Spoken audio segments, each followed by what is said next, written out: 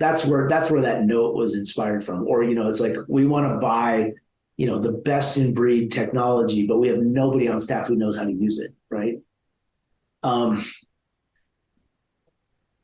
So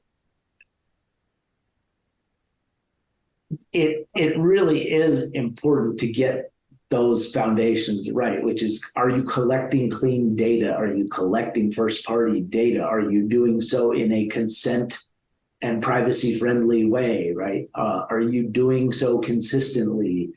And are you collecting it in a way that, even if you're not doing it today, are you collecting it in a way that if 6 months down the road you want to integrate this data somewhere else, you're not going to be caught at a red light saying, oh shit, we really screwed that up, right? We didn't collect this data in a way that was, platform agnostic. We didn't collect it in a way or in a location that it can be shared with, other data system with ad tech. We have no way of utilizing this data, and we don't even know if it's clean, reliable, up to date, right? So that's what I mean by getting the foundations right. It's like take some time to kind of put in place processes and skills that get you like really clean data, consistently collected, that does respect your customers, privacy and data security concerns. Take it seriously. Don't be just chasing privacy regulations, to like figure out a way to be ahead of all of that, because your consumers deserve that. There's a whole bunch of things that I consider foundational that would be more impactful short term than going after every shiny object. Get ready to deep dive into the world of digital transformation, where we explore the latest trends, innovations, and challenges shaking up industries. Join us as we decode the secrets behind successful digital strategies and hear from experts who are at the forefront of disrupting the status quo. In each episode, we'll unravel the mysteries of the digital realm and uncover the hidden opportunities that lie within. From artificial intelligence to blockchain, from automation to cybersecurity, we'll leave no digital stone unturned. But hold on tight, because this podcast isn't your average tech talk. We're injecting a hefty dose of wit and humor into every episode, making learning about digital transformation an absolute blast. So if you're ready to embrace the digital revolution with a smile on your face, tune in to the Digital Disruption Podcast and get ready to be entertained, informed, and inspired. Don't miss out on the fun. Subscribe now and join us on this wild digital journey.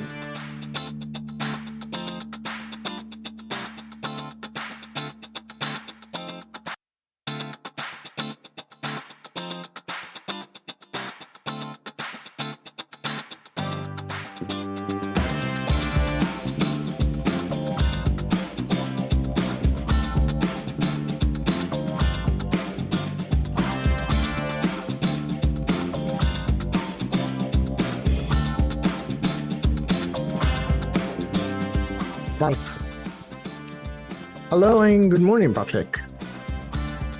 Good morning, Daoud, or good evening in your neck of the woods. Oh yeah, good to see you. It is good to see you as well. It is good evening here. How's everything?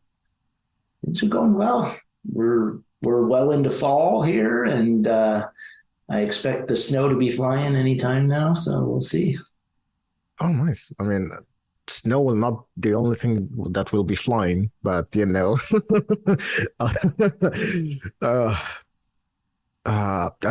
was just catching up with the news, and I think that next episode will have such an important topic that is no less important than today's topic, with AI and stuff like going on, and open AI, and yeah, big shakeups there over the last week, huh? Some big leadership changes, and yeah. We'll this see what happens. This podcast episode will not hit the markets, and it like soon, but it will be relevant. But AI is always relevant. But today we're not about AI, but rather we are about digital maturity. And I would I would like to do like a flashback to the first episode or like the second episode, we were joking about, more tech tools equals digital transformation. And we were saying like, yeah, sure, more tech tools equal digital transformation, which is, it's a running joke between us and digital disruption podcast. But for sure, it translates into other areas, which is, more tech does not equal neither digital transformation and neither digital maturity, and especially digital maturity because you have it is the basis and the building blocks for digital transformation. So I think we alluded in a past episode about we talked about digital maturity, and we gave it like the introduction, and we talked about digital maturity, but I don't think we fully like pointed out how and why digital maturity is important. Like we know it's important. It's like, as humans, we need to breathe, we need to eat, we need, to do all these things. But for businesses, and especially businesses that want to keep up, want to keep up with the regulations that is popping up left and right, with the changes that AI introduces every day, to be honest. At this time, it's every day. We haven't like dive deep into why digital maturity is important and why should we, as a business and a business leader, you should definitely be having a special someone or like have it people just focusing on it. So I would leave this with you because, it's important that we highlight everything when it comes to digital maturity and why is it important. So why is digital maturity is important? Well, I mean, as we've talked, in a couple of past episodes, around the way digital transformation as a journey increases your digital maturity as an organization.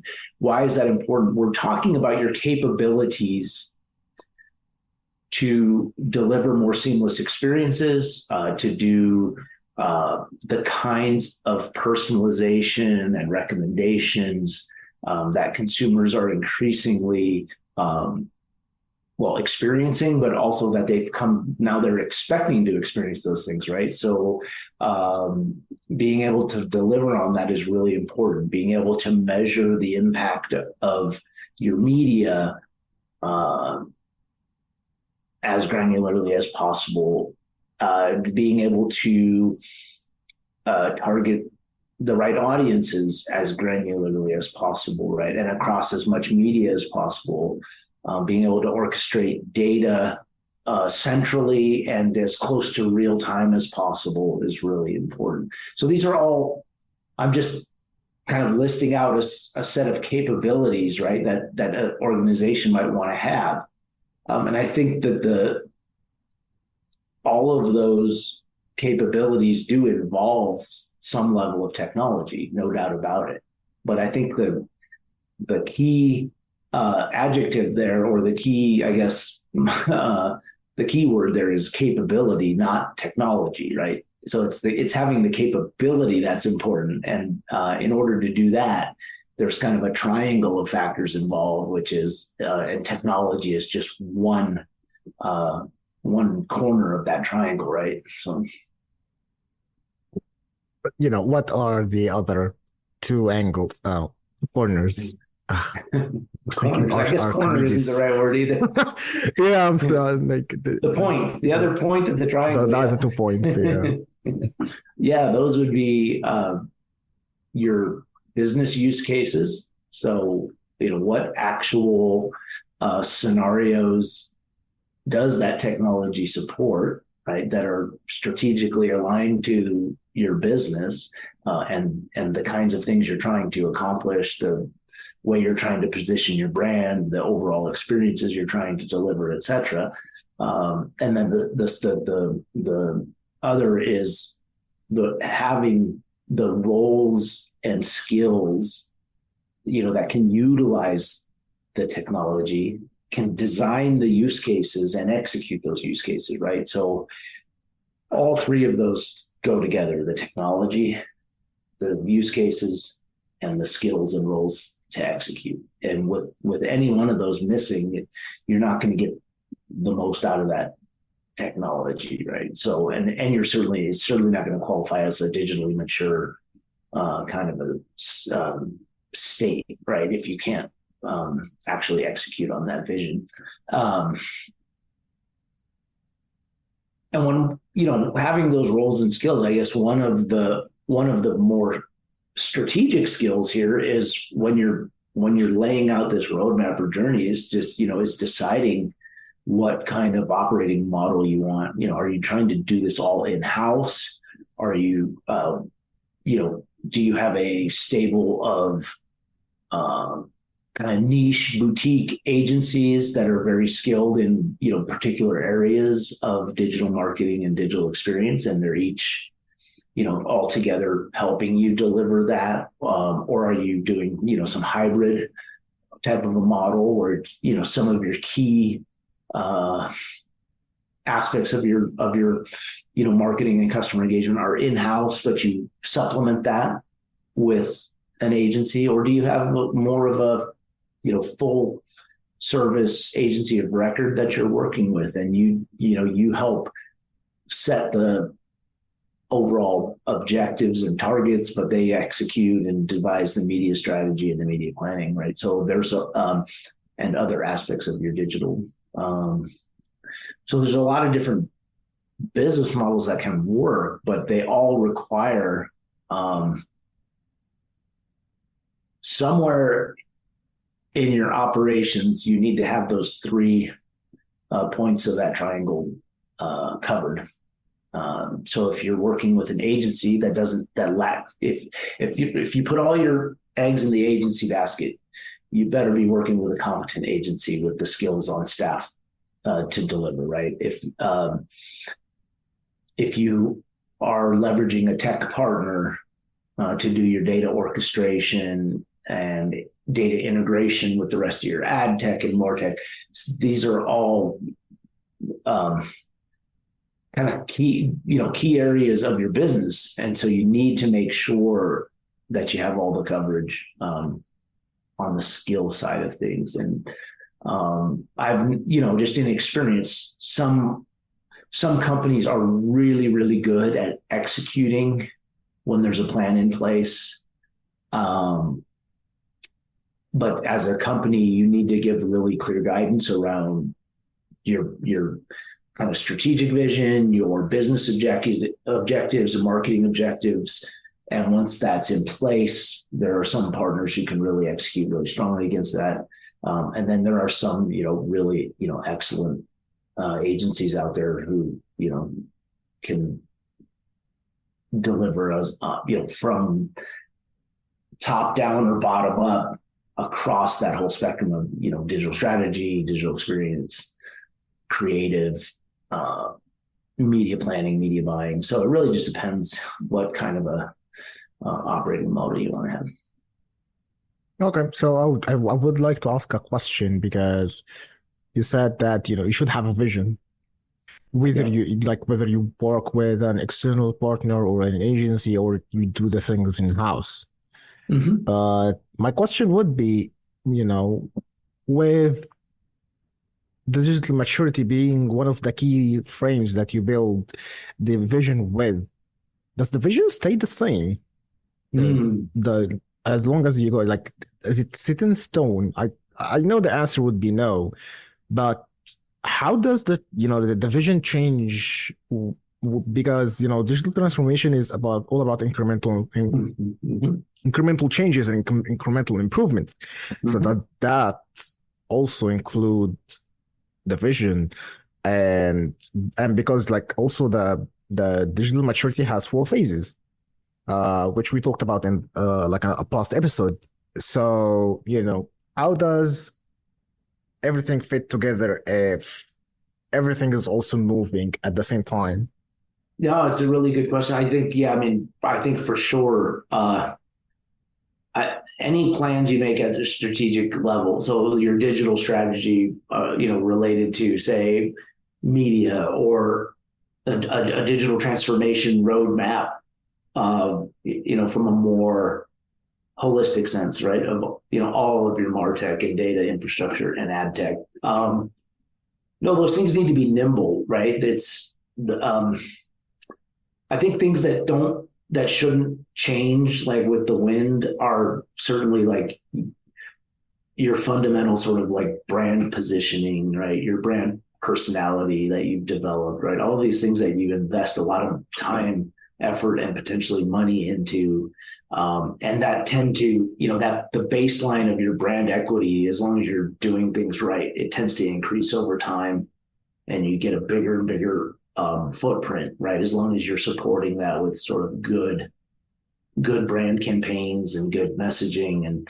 a solid sort of a consistent footprint. Those things should, you really don't want that to be changing all the time. On the other hand, the strategies that you use to, kind of deliver on that brand promise, those things need to be flexible for sure, because as you know, right, the data landscape changes, by the week sometimes, right, in terms of what cookies, third-party cookies have been supposed to be deprecated now for, a year and a half. That timeline keeps shifting, but we know it's going to happen at some point. We just don't know exactly when. So a cookieless, future, a data signal challenged now, right? Like people are challenged for data signals already due to the ATT framework, the whole iOS realm, ITP and ETP in the browser world, right? All of these things have fundamentally changed how measurement happens, how targeting can happen, and it's only getting a bit more challenging in some ways, right? Again, we've talked about this in past episodes, but just the world changes around you if you stand still. So the ability to deliver the kinds of experiences customers expect, and the ability to connect all of the different touch points that you might have with a customer, from your digital advertising to your call center chat, customer support chat, right?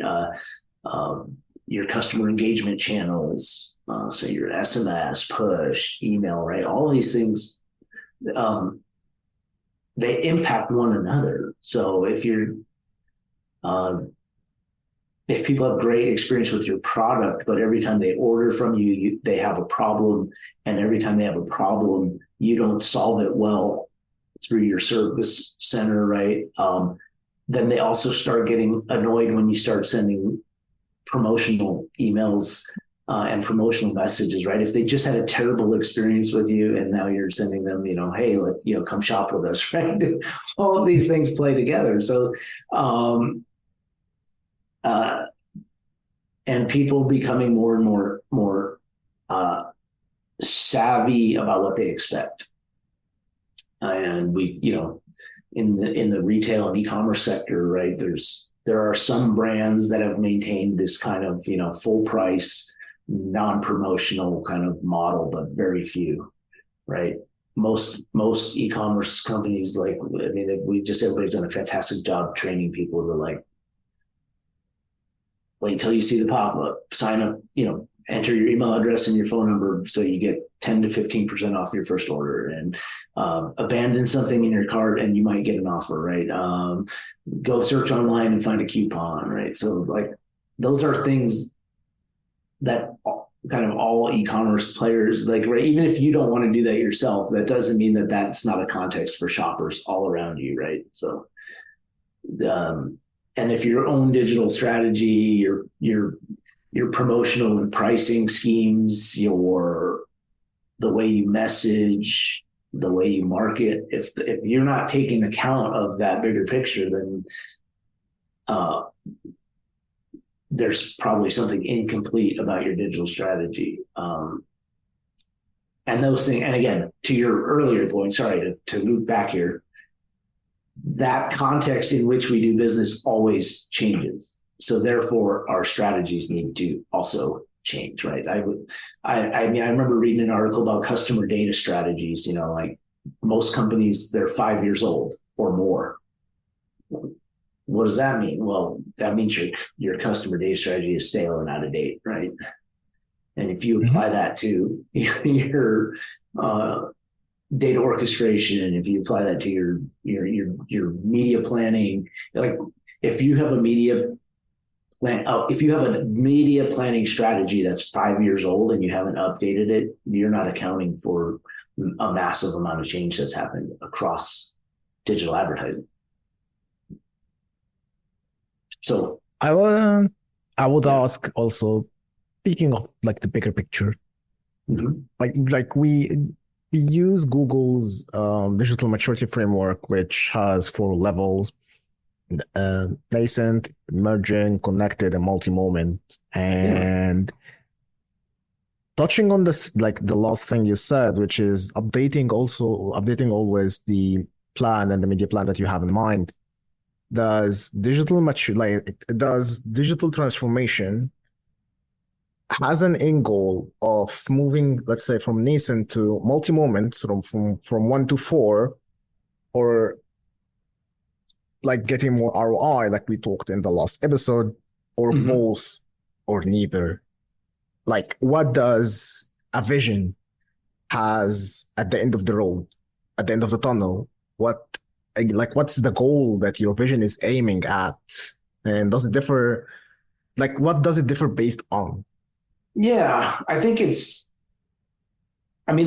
goal ultimately has to be tied to some business objectives, like at least within the business context. There are some institutions where ROI, maybe like public institutions, that would still benefit from digital transformation just because it would make things more efficient or better experience for users, but there's not necessarily a profit motive, though it could be like an efficiency motive. But let's say for businesses trying to make money, trying to be profitable, there definitely should be some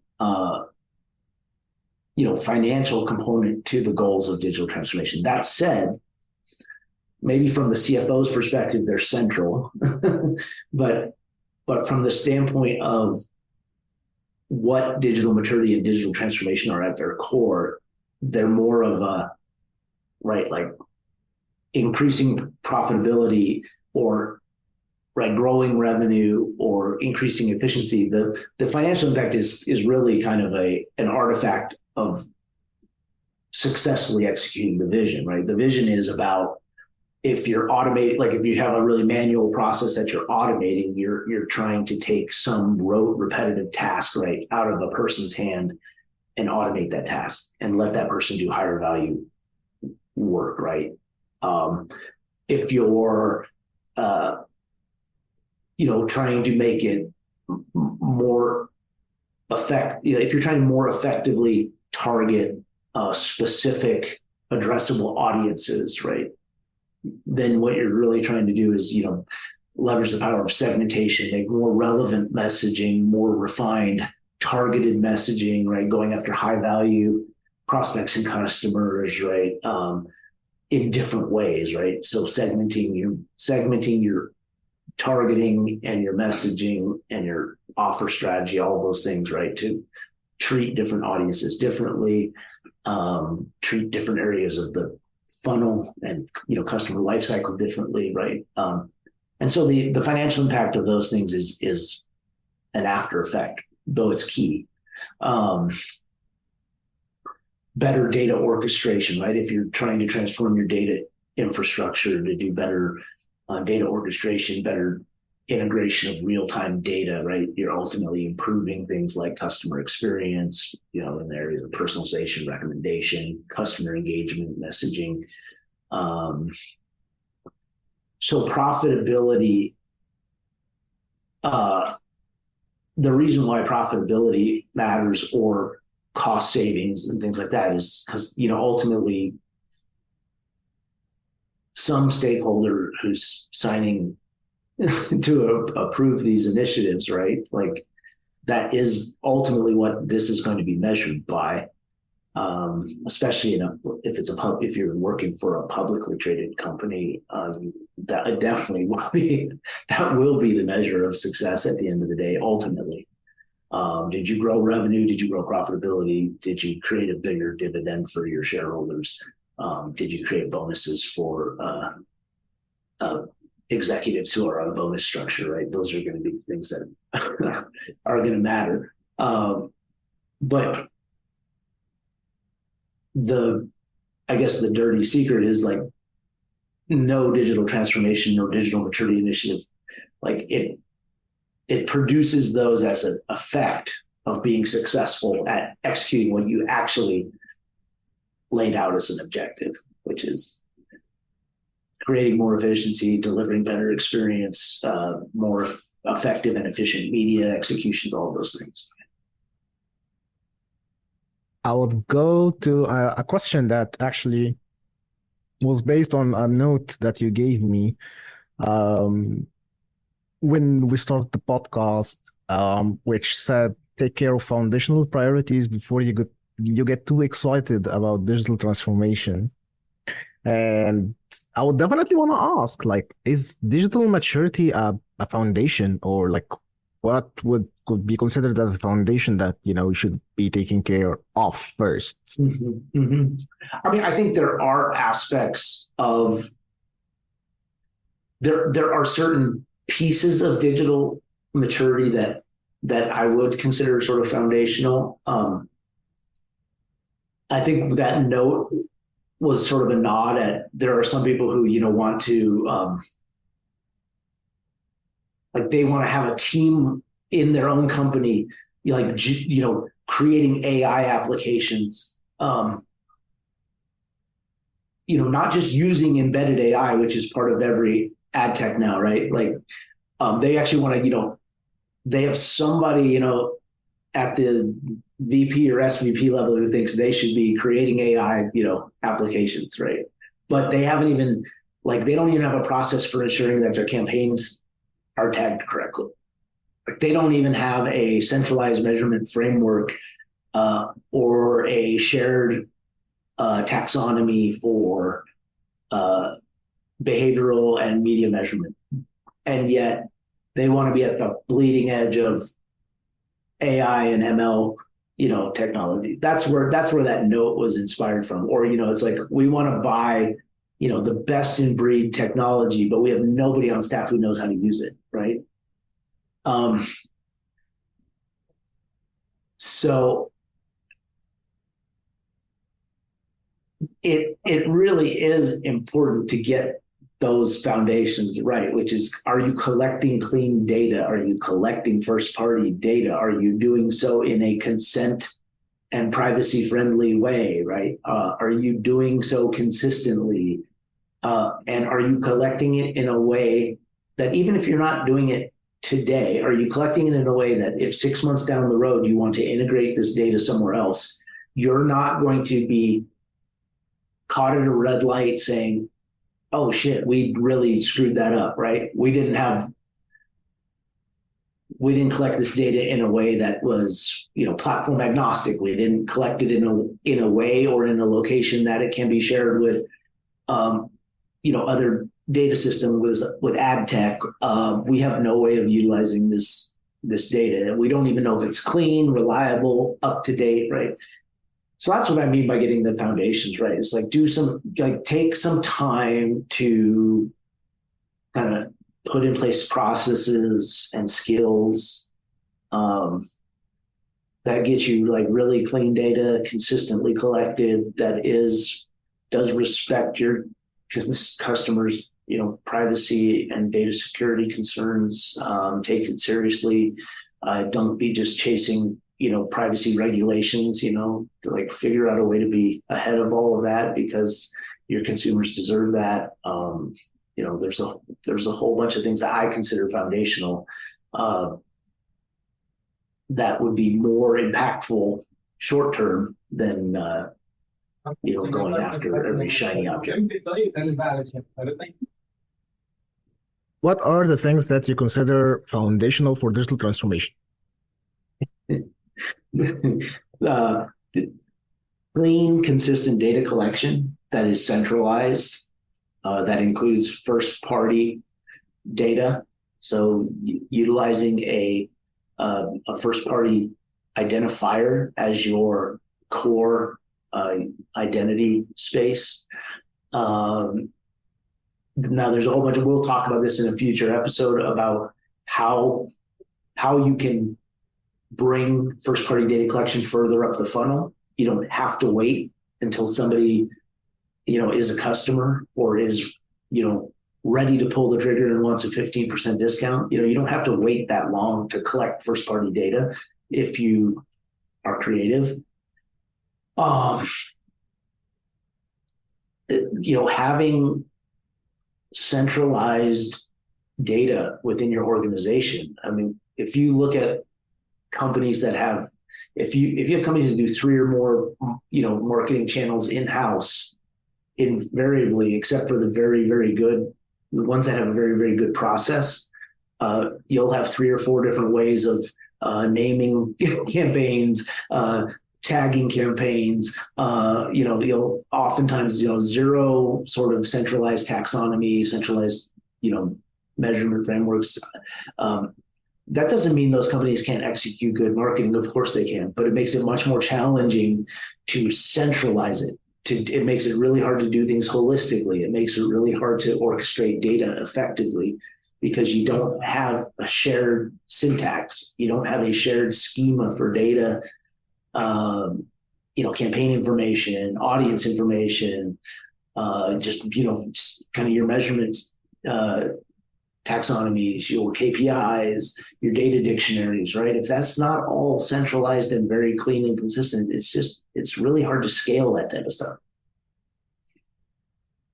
So to me, those are really important. It's getting like those right, the data foundations.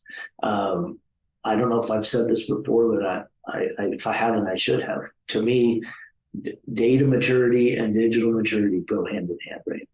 They're not synonyms, but they're so tightly related, right? In order to be a digitally mature enterprise today, you must be a data mature enterprise. Absolutely. I don't think we talked about data maturity before.